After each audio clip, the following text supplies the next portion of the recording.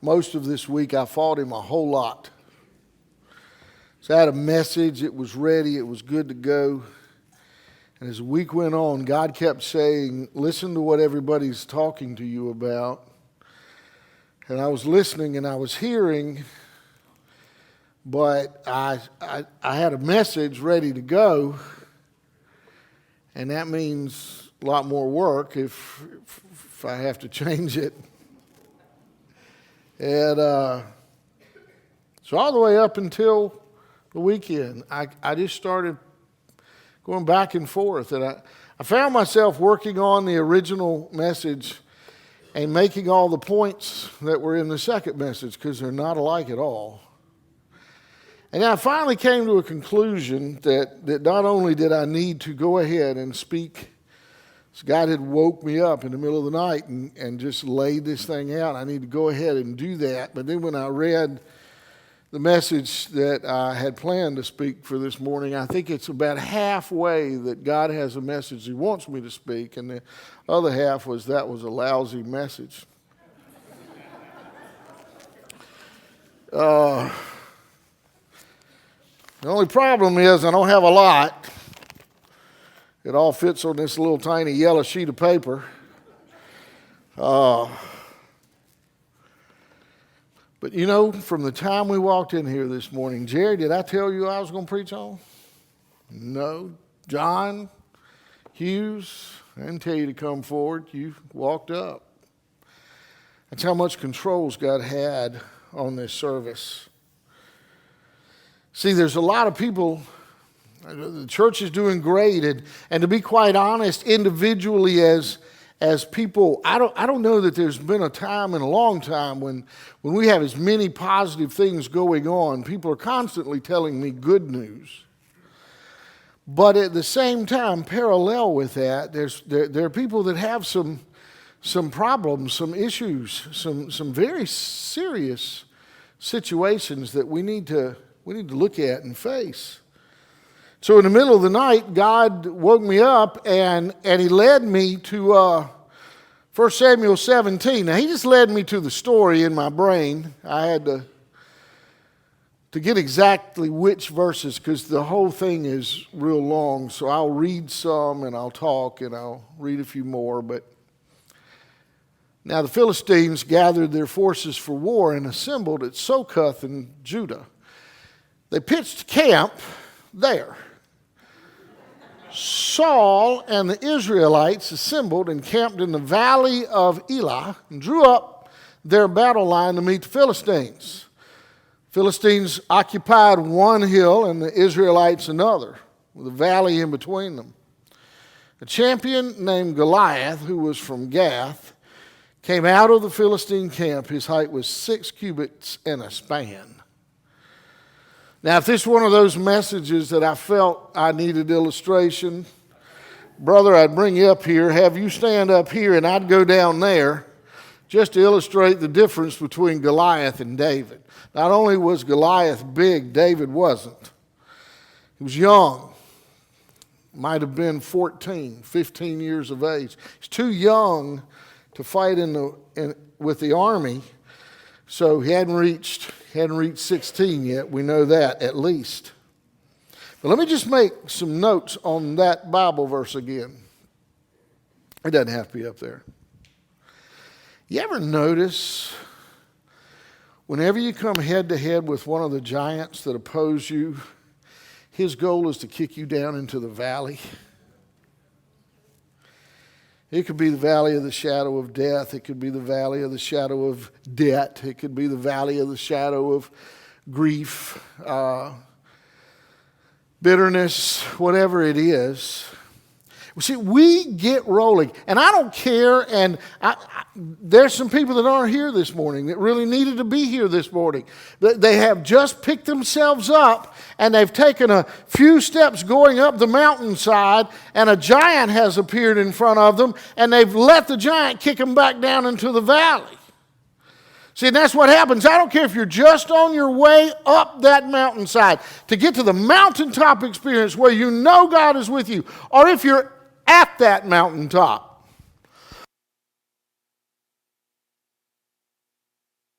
As soon as you start moving forward, the enemy starts lining giants up. Let me throw this one in front of him right now, and let's see how he reacts. Sometimes I want to say, look, God, I don't mind, playing football, but 1 on 11, it's only one of me. Why does there got to be so many of them? How we react when that giant first appears in front of us is going to determine our lives. Because every time we react the right way, every time we understand what's happening, every time we act out of that understanding of knowing, hey, this is what God's doing here, it strengthens us. And the next giant, until finally some giants start popping up and we're kicking him into the valley. You don't bother me. Might be pushing at his knee, but he still falls out the way. Because there's some truths about this. As soon as that giant gets in front of you, he's going to issue the challenge to you. Goliath stood up and said, hey guys, look here. You send me your best and we'll fight right here in the middle of this valley.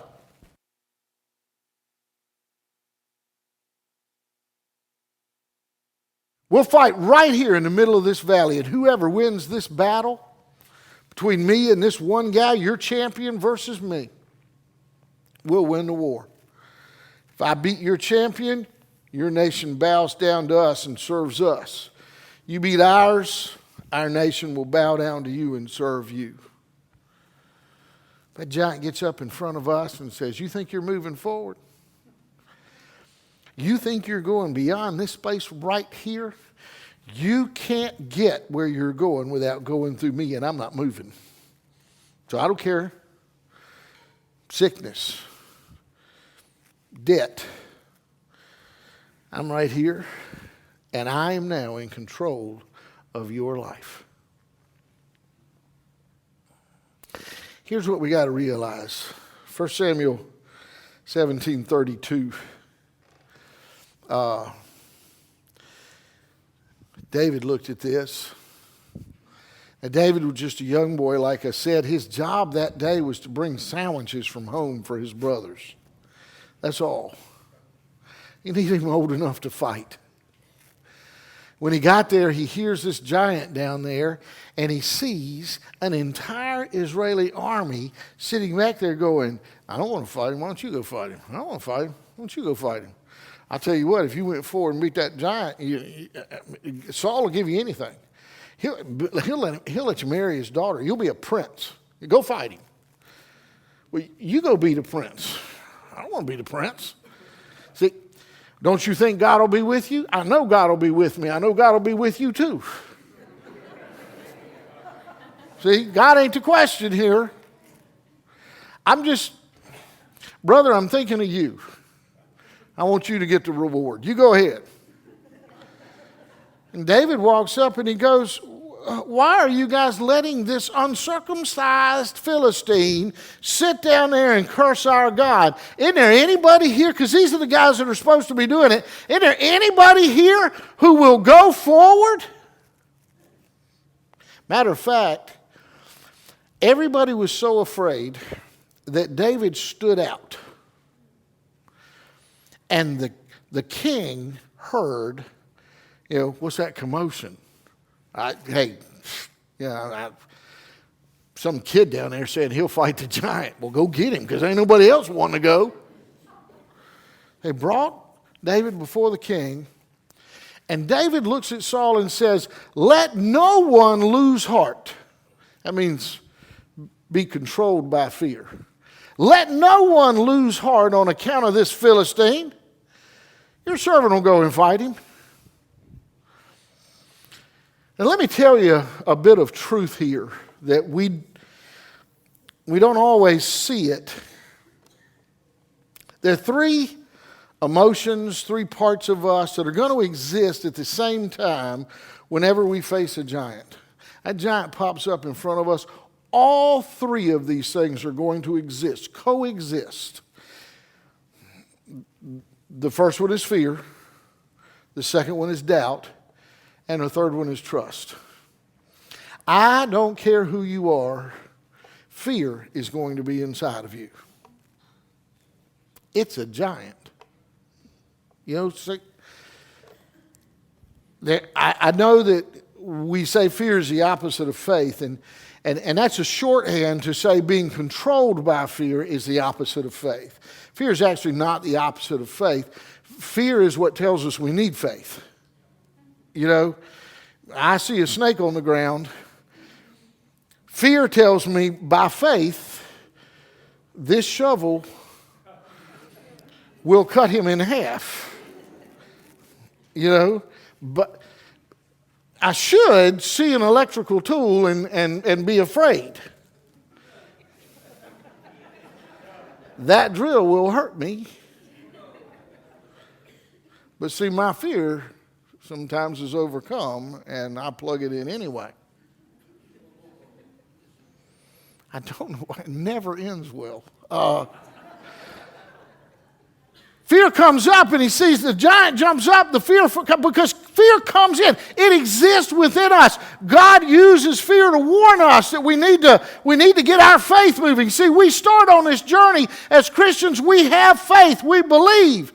If we weren't afraid of the giants, we wouldn't energize that faith against the giant. Out of this entire group of thousands of men, there were a whole army who allowed fear to control them. There was one guy who said, I'm not going to let fear control me. That was David. It's not that he didn't have it. Fear exists within all of us. It's that he wouldn't let it control him. And then there's doubt. See, doubt isn't the same as fear. Fear is based in, I'm afraid God won't deliver me. Doubt is based in, I'm afraid I won't be able to allow God to deliver me. Doubt is, am I strong enough to believe this all the way through to the end? What if I start to believe that God's going to heal me and he doesn't? What if I start to tell people, you know something? God's going to take care of my financial problems. I don't know how he's going to do it, but I know my God's going to take care of me. What if I live like that? What if I proclaim that to the world and it doesn't happen? Why would God do it for me? God sees us as redeemed saints. God loves us so much that he didn't see us the same way we see ourselves. See, because what I see when I look at me is a broken self. And so when I look at this broken self, I wonder sometimes, why would God ever do anything for somebody like me?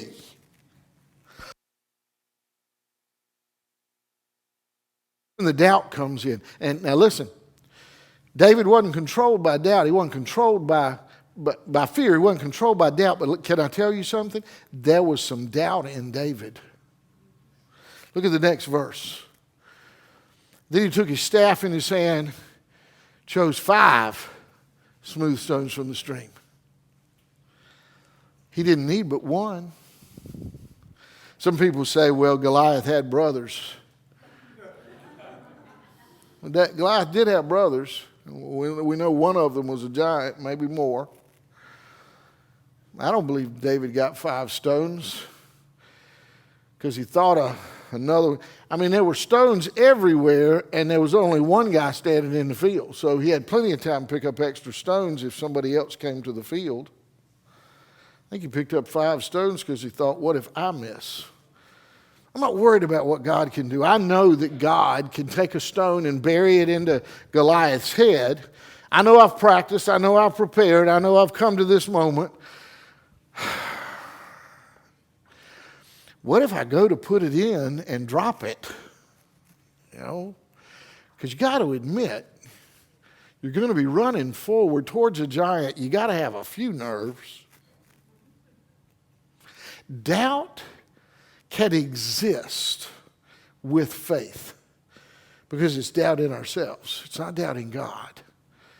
Doubt should exist because doubt's what keeps us humble. Doubt's what keeps us reliant on God. I know I can't do it. I'm not capable of doing it. I have to rely on my faith to get it done. Only God can do this. That doubt is okay to be there. We want to try to live in this world where we think God's not going to be able to heal me until I get up here somewhere. Listen, the giant's there to knock you back down. God understands that. God allows the giant to be there so that you can start defeating giants. And then that last one is trust. There comes that moment when you have to start moving forward toward the giant. And I could look at you and say the hardest step is the first one. I tend to believe the hardest step is the one that gets me closer. Yeah, that means each step gets harder. But from the time Saul recognized that David was willing to fight, David kept moving closer to the giant. He kept going forward, forward, forward. Till finally in the end, he wasn't just walking toward that giant, he was running toward that giant. See, because David knew, I don't care whether it's with the first stone, the second stone, the third stone, I'm not saying I know everything. I'm just saying this much, this giant's about to die. You have said mean things about my God, and you can't live and do that. A couple other things happened along the way, though. The first thing that happened is what I'll call the enlightenment stage. David, like all of us, had to go through the enlightenment stage. Now, in David's case, it was to learn how not to do it. They got David up there and they said, you got to go fight this giant. Let me tell you how you fight giants. Here's the book. You got to get armor. You got to get a sword. You got to get a shield. So they put David inside of all of that. David was a small man.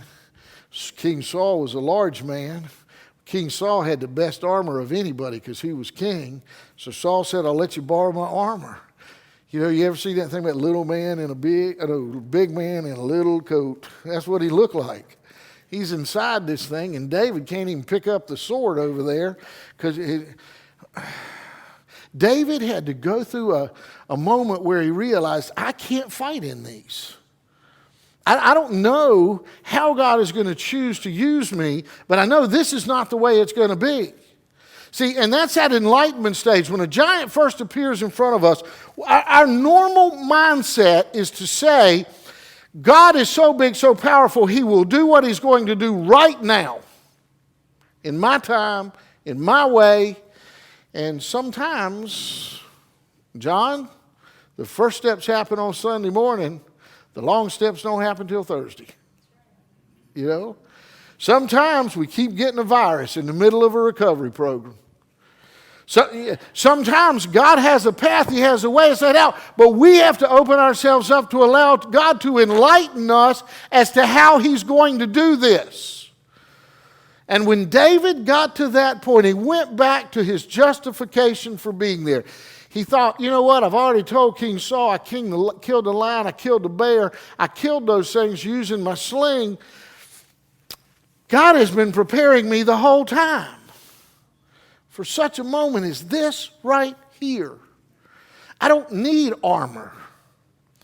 I just need a small stone, a river stone. Because after that enlightenment phase hits, and after you start moving forward, that's when you actually get the stones. David didn't find those 5 smooth stones. I can go into a whole nother sermon on why do you have a sling and you don't have stones in the pouch? Because God's not giving you those stones until you start moving forward. after you get enlightened, you get empowered, and God gives you everything you need to kill the giant. I want to take you to a whole different verse, though. Matthew 16. Has absolutely nothing to do with David. Jesus has already died on the cross, been resurrected. No, I'm sorry. This is before that. Jesus is teaching his disciples, and it's just them off in a little circle, and he looks at his guys, and he says, "Who do people say I am?" And the Jews believed that sometimes God would send a prophet from old days to come back in the flesh, but they also believed that he would send prophets in the spirit of. So they said, well, some people say you're Isaiah, some people Elijah, so, naming off you're in the spirit of these different prophets. And Peter looked at Jesus when Jesus said, "Who do you say I am?" Peter looked at him and said, "I say you are the Son of God."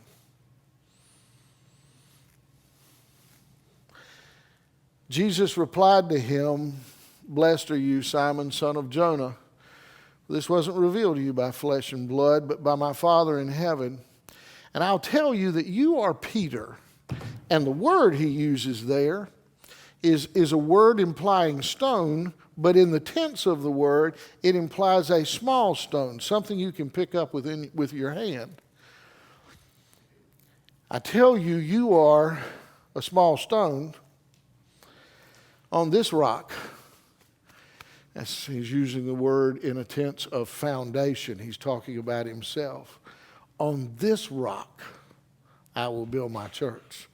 You're a small stone, buddy, I'm the big rock.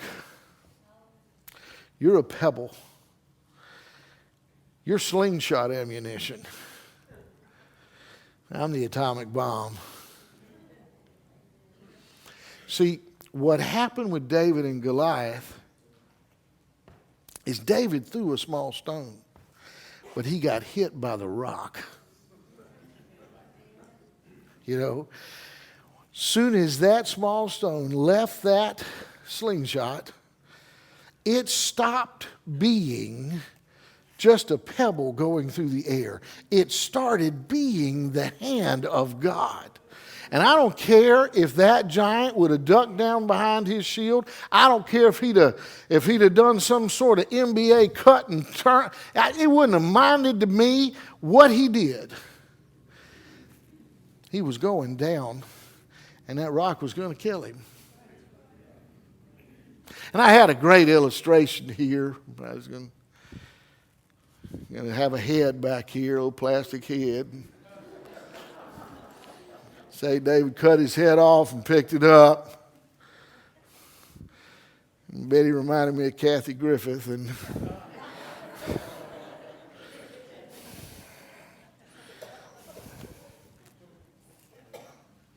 see, I can end this real easy. At some point when you're facing that giant, you're going to realize you're not fighting with pebbles. You're fighting with the rock.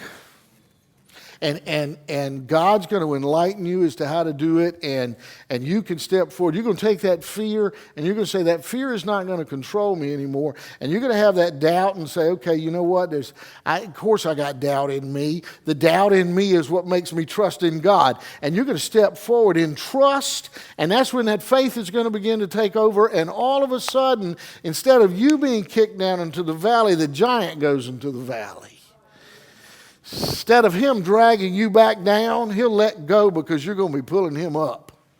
You don't want to go up there. Listen, you will always face giants.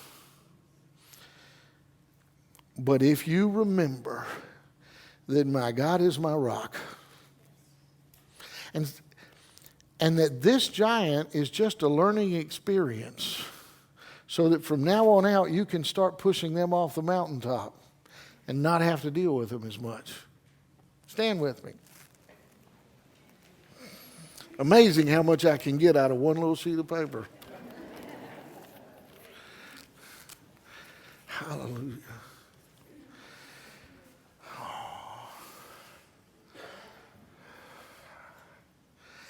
There are days